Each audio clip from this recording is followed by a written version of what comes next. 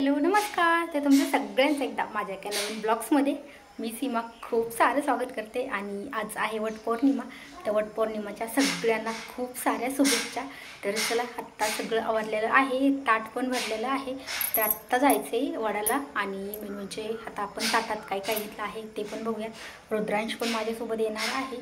आणि तुम्ही जर माझ्या चॅनलवरती नवीन असाल तर चॅनलला सबस्क्राईब करा. त्या साईडला बेल आयकॉन आहे ते पण क्लिक करा, जेणेकरून माझ्या प्रत्येक व्हिडिओची नोटिफिकेशन सगळ्यात आधी तुम्हाला भेटेल. तर चला सगळ्यात अगोदर आपण ताटामध्ये काय काय घेतलेलं आहे ते बघूया. बघू शकता ताटामध्ये काय काय घेतलेलं आहे. दिवा घेतला आहे, त्याच्यासोबतच काड्यापेटी, 2 अगरबत्त्या, 2 वस्त्रमाळ घेतलेल्या आहेत, एक गणपतीसाठी, एक वडासाठी आणि ओटी घेतलेली आहे. ओटीमध्ये बांगड्या, ओटीचं सगळं साहित्य, खाऊची पानं, 2 आंबे इथे घेतलेले आहेत, तांदूळ. आता आपण त्याच्यासाठी घेऊयात गहू, कारण की ताटामध्ये जास्त बसत नाही आहे. थांब बाळा 1 मिनटं, रुद्र थांब 1 मिनटं. तर आता आपण घेतलेले आहेत, 1 मिनटं बाळा, फुलं घेतलेले आहेत आणि पंचपाळ. तर बघू शकता आपलं ताट झालेलं आहे तयार. आणि आता आपल्याला घ्यायचं आहे एक तांब्या भरून. रुद्रांचं आवरणं चालू आहे, माझं सगळं आवरलं. तर म्हटलं अगोदर ताटामध्ये काय काय घेतलंय ते बघूयात.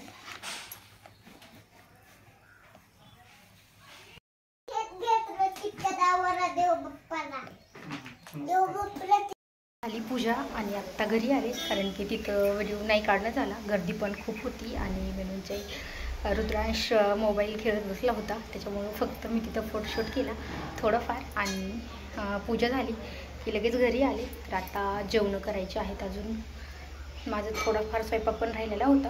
तर चला आजचा ब्लॉग्स मी एकदम मिनी ब्लॉग्स म्हणता येईल, कारण की खूप छोटा झालेला आहे. मला तिथं पण काढायचं होतं पण नाही काढणं झाला. तर म्हटलं ठीक आहे.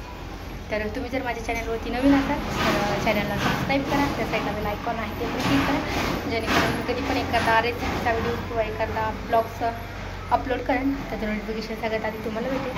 आणि व्हिडिओ आवडल्यास लाईक करा आणि तुमच्या फ्रेंड्सबरोबर नक्की शेअर करा. तर आता भेटत एखाद्या नेक्स्ट रेसिपीमध्ये किंवा एखाद्या नेक्स्ट ब्लॉग्समध्ये.